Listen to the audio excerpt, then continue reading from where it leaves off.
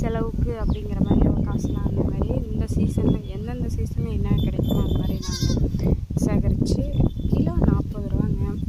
ஒரு நாளைக்கு 1 kilo சேகரிப்போம்.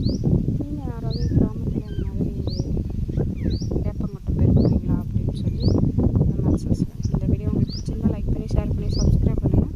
Bell ஐக்கானை கிளிக் பண்ணுங்கள். அப்போ தான் நான் போடுற வீடியோ உங்களுக்கு உடனே நோட்டிஃபிகேஷன் வரும்.